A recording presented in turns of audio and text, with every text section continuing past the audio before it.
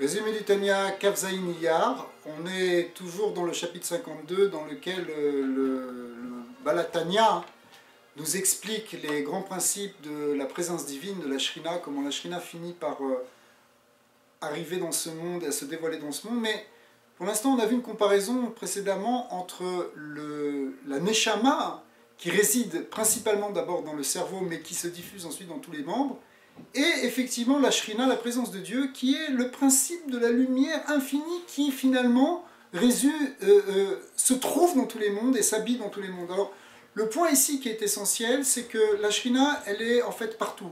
Elle est à l'origine de tout ce qui va exister, elle est à l'origine de tous les existants, mais elle est à l'origine aussi de tout le dévoilement du divin. Simplement, ce dévoilement du divin, au fur et à mesure qu'il descend dans les mondes, les mondes créés, plus on descend dans les mondes bas, plus ça signifie qu'il y a des écrans, des voiles qui permettent en même temps de masquer cette Shrina et en même temps, paradoxalement, de la révéler. Parce que si elle n'était pas voilée, on ne pourrait absolument pas la voir, puisque sa nature est de l'ordre de l'infini, puisque c'est une lumière infinie.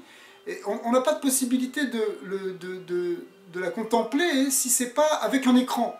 Donc, les écrans voilent la lumière, mais en même temps dévoilent cette lumière. Alors, maintenant, par quel vêtement, pour reprendre ce langage kabbalistique, par quel vêtement cette Shrina peut-elle se révéler et s'habiller?